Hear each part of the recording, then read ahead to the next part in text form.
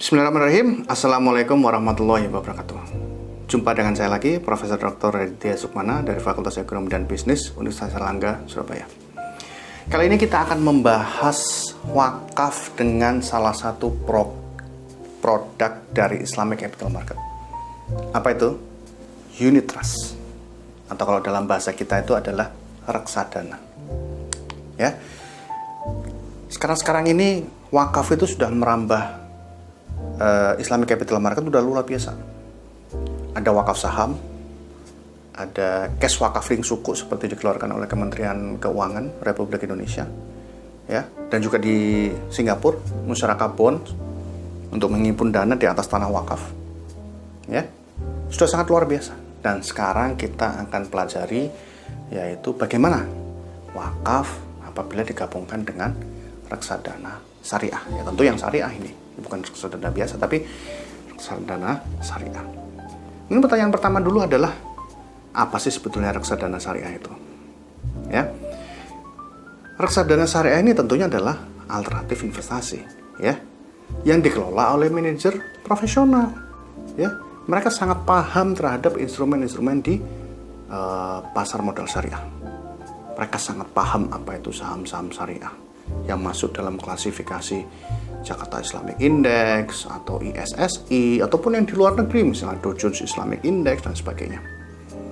Dan pengelola ini, ya, manajer investasi ini juga sangat paham tentang instrumen syariah yang lain, misalnya suku. Kan kita tahu suku itu macam-macam modelnya. Ada suku ijaroh yang fixed rate, ya, pengembaliannya tetap, atau suku mudoroba dan macam-macam suku yang lain. Ya, apa pentingnya manajer investasi ini? Apakah nggak bisa kita kemudian melakukan investasi sendiri? Jawabannya bisa. Kita bisa misalnya jual beli saham. Kita sendiri yang memutuskan kita beli ini, kita jual ini, ya. Kita beli suku dari perusahaan-perusahaan yang mengeluarkan suku itu kita beli dan sebagainya. Bisa. Tapi pertanyaannya adalah apakah kita punya kemampuan untuk melihat resikonya, untuk melihat profitnya, ya. Padahal kita sendiri sudah ada kerjaan, ya. Dan bagi waktunya bagaimana? Ya, antara kita ngerjakan kerjaan kita sendiri dengan fokus kepada instrumen keuangan syariah, kapan beli, kapan jual supaya kita tidak rugi. Nah, susah kan? Nah, lebih baik kita menunjuk manajer investasi yang mereka profesional. Ya, kita tinggal tunjuk saja supaya dia lebih tahu. Sehingga kita cuma terima tahu beres, kira-kira begitu, ya. Nah, kalau reksadana ini adalah gabungan, ya, bukan satu-satu. Tadi kan saya jelaskan saham syariah, ada suku dan sebagainya. Tapi kalau reksadana ini wadah yang di dalamnya itu ada suku, ada saham dan sebagainya. Saham sendiri ada profitnya adalah dari dividen. Jadi kalau sahamnya dari perusahaan tertentu terus kemudian perusahaan itu menghasilkan laba, ada dividen, tentunya kan dibagi, ya, bisa dibagi kepada pemegang saham. Suku juga begitu, suku juga ada imbalannya, ada profitnya. Nah, dividen terus kemudian tambah dengan profit dari suku itulah yang kemudian menjadi profit dari reksadana ini, ya. Nah, itu tentang reksadana syariah. Lalu hubungannya apa sama wakaf ini? Ya, ada nggak suatu institusi yang kemudian menggabungkan dua ini? Nah, jawabannya adalah ada, ya. Salah satu institusi, ya, yang sepanjang yang saya tahu, ya, sampai dengan saat ini yang mengeluarkan produk ini itu adalah Kenanga Wakaf Al Ihsan Funds yang ada di Malaysia, ya. Nah, mari kita lihat. Nah, ini kita lihat websitenya, ya. Websitenya seperti ini. Ini kita lihat ada macam-macam, ya. Ada muncul fund ataupun unit trust itu kita bisa lihat di situ nilainya, ya. Topik-topiknya atau misalnya fokusnya pada saham saja atau pada gabungan atau pada apa, nah itu kita bisa lihat. Nah, di sini ada Kenanga Wakaf Al Ihsan Funds, ya. Nah, gimana prosesnya dan bagaimana kemudian peran wakaf itu ada dalam mutual fund itu? Nah, pertama yang perlu kita lihat adalah, ya, bahwa reksadana ini itu dibeli oleh investor. Jadi investor itu beli dulu, beli namanya unit, ya. Unit ini adalah ya ketika kita beli unit berarti kita beli reksadana, ya. Nah, unit ini kita beli berarti kita sebagai investor, ya. Tentunya ketika kita beli unit maka kita akan selalu diinformasikan tentang performa dari aset yang kita beli dari perusahaan tersebut, ya. Karena kita beli maka kita investasi, ya. Itu maksudnya beli unit itu maksudnya kita investasi. Uang yang terkumpul, ya, kan investor nggak cuma kita tapi ada banyak juga, ya. Uang yang terkumpul oleh Kenanga misalnya ini, ya, itu nanti ada dua di sini, ada trustee dan ada syariah advisor karena ini adalah Islami, ya. Trustee ini siapa? Trustee ini yang seperti tadi yang saya bilang adalah manajer investasi yang dia sangat profesional, dia tahu return, dia tahu resiko, ya. Jadi dia yang kemudian akan memutuskan ini beli saham apa dan sebagainya. Nah, kalau syariah advisor ini tugasnya adalah untuk memastikan bahwa yang dibeli itu sesuai dengan syariah, ya. Jadi operasional dari itu sesuai dengan syariah. Jadi dua institusi ini sangat penting dalam kaitannya operasional dari unit trust itu, ya. Setelah dua ini kemudian berdiskusi dan memutuskan suatu aset yang kemudian akan dibeli dalam mutual fund ini, ya, maka kemudian mereka melakukan investasi, ya. Terus kemudian dari investasinya kan ada return. Tadi yang saya bilang di awal bahwa kalau saham syariah nanti akan dapat dividen, terus kemudian suku nanti akan ada profitnya, ya. Ketika ada return, terus kemudian return itu akan dibagi. Returnnya adalah laba, laba itu akan dibagi dua, ya. Dan ini menariknya, ya. Menariknya itu adalah bahwa skim ini, ya, skim ini itu sudah dijelaskan di awal dalam prospektusnya itu bahwa laba yang dihasilkan dari investasi reksadana itu akan dibagi sama besar. Yaitu apa? 50% akan kembali kepada investor, ya, akan kembali kepada investor. Kembalinya ini investor dikasih dua opsi. Dia mau terima cash atau dia akan masukkan lagi kepada investasinya, ya, akan masukkan lagi pada investasinya. Itu terpulang kepada investornya. Nah, itu yang 50% ya, keuntungan separuh dari labanya itu akan di situ. Lalu separuhnya lagi bagaimana? Nah, separuhnya lagi ini akan ditreatment sebagai wakaf. Dan itu sudah dijelaskan dalam prospektusnya. Jadi ketika seseorang itu mau beli yang Kenanga Wakaf Al Ihsan ini, mereka sudah akan tahu bahwa separuh dari profitnya itu nanti akan jadi wakaf, ya. Kemudian siapa yang akan mengelola? Nah, yang mengelola ini bisa siapapun agen, ya, yang sudah memenuhi persyaratan.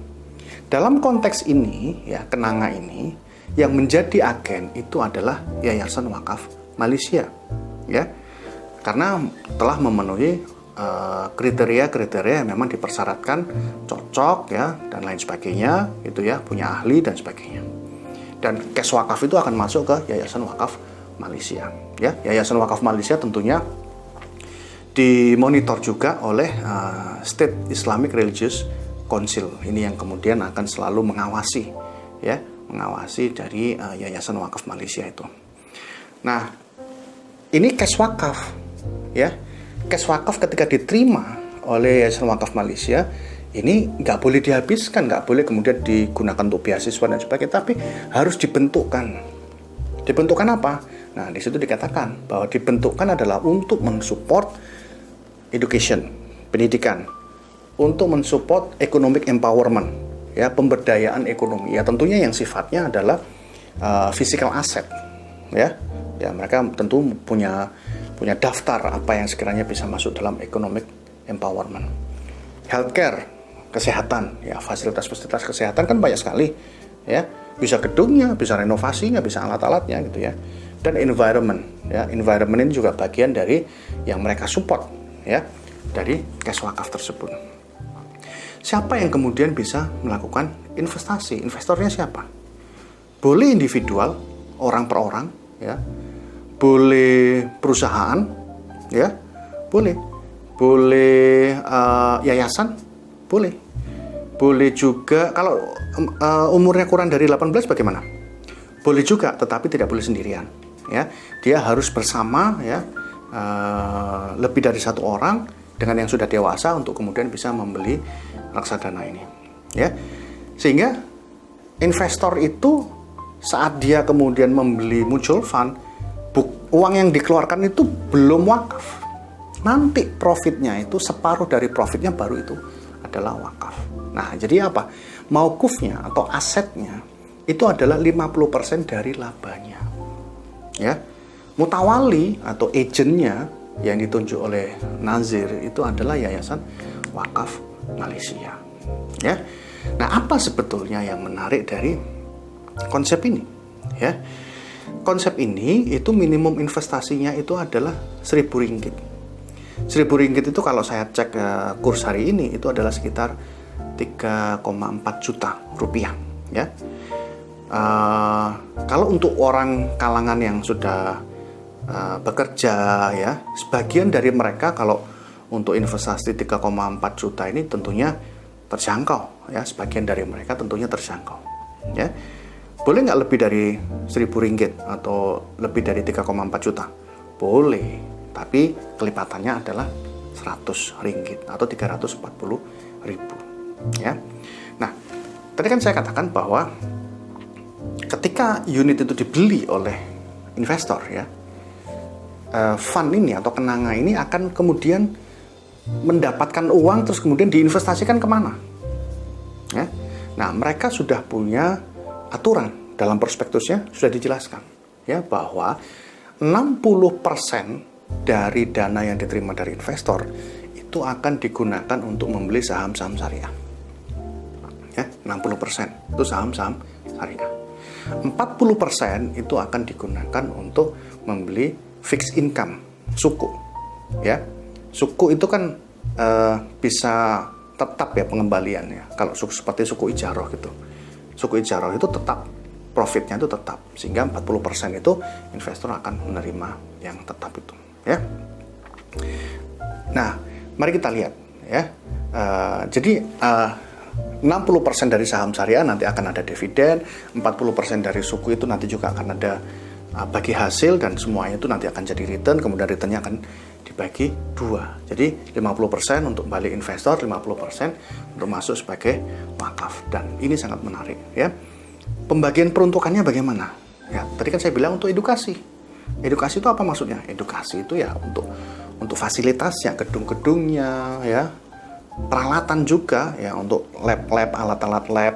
Begitu juga dengan kesehatan, ya, untuk gedungnya, fasilitasnya, terus kemudian untuk peralatannya. Economic empowerment juga begitu. Empowerment itu ya seperti mungkin alat-alat untuk pelatihan dan sebagainya itu, ya. Environment juga gitu, untuk energi, ya, infrastruktur untuk